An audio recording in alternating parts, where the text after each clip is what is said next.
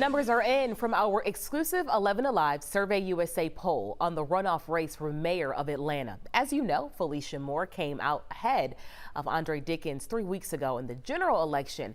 And the final day of voting in the runoff between them is just 1 week from today. Early voting ends today.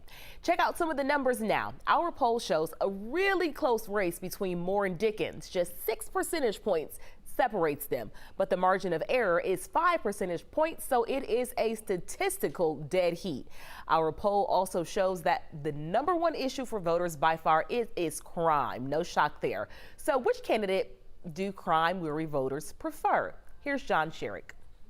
Fighting Atlanta crime at the ballot box. Our 11 Alive Survey USA poll shows that crime is a major factor in deciding between the two candidates in the runoff for Atlanta mayor. And crime is the most important issue for voters, far more important than some of the other big issues facing this city. Felicia Moore and Andre Dickens campaigning on how they will fight crime if elected mayor. Moore, for example, telling 11 Alive that she has a plan to put 200 more police officers on the street right away from existing staff. So what I'm going to do is I'm going to take those officers that are behind the desk with guns and have them to spend at least 8 hours of their 40-hour work week on the street, but backing up our patrol officers. And Moore and Dickens both speak of hiring more officers long term and finding ways to retain good officers.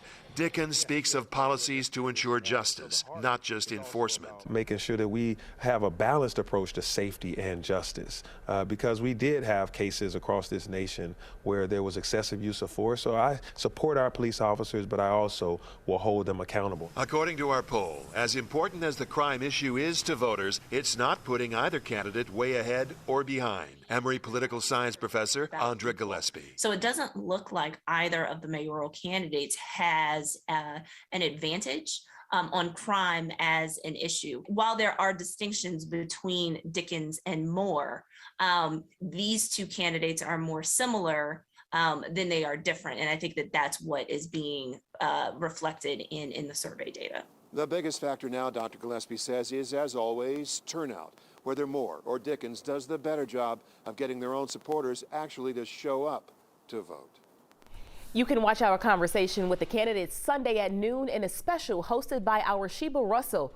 We'll be right back with more 11 Alive News at noon.